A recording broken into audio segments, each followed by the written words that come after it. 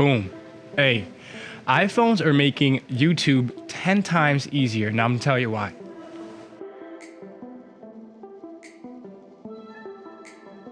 Have you ever found yourself overpacking for trips, hikes, or going out with friends, or trying to document an experience and your camera is holding you back? As a creator for about 2 to 3 years now, I've been experiencing that so much in the past 6 months. Now that we're back to traveling and having fun during the weekends and being safe with it, carrying my Sony camera sometimes just ruins the shot for me. Yes, it produces a great shot and a great looking image at high resolution, but do I always want to be carrying around a big giant camera all the time? Odds are no.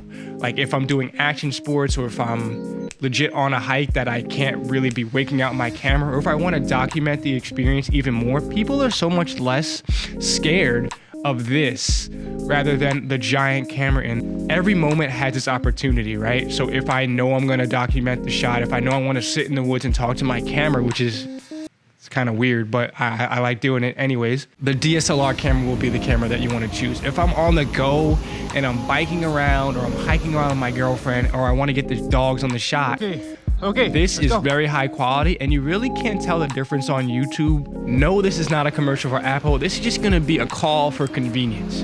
Now, I'm a creator and I have been creating videos for about 2 to 3 years now. And sometimes I feel like creating takes away from the travel experience sometimes. Now, I love to document and keep things for you guys at high resolution, even for my grandkids or my kids in the future that want to see what my life was like. And I want to show them in high quality, right? But this lets you stay in the moment. If anything, 2021 and 2020 have taught us to enjoy the moment. Life's too short, and I don't want to ruin a lot of moments with my camera and bringing it everywhere all the time.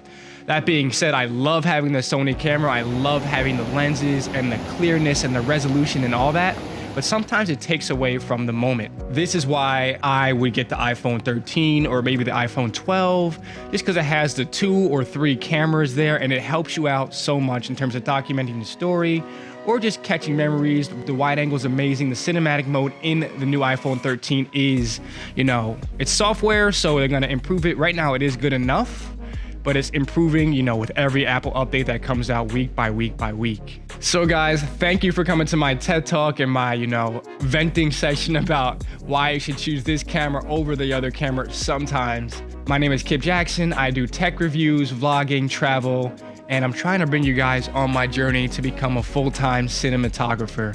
Like and subscribe below. Peace.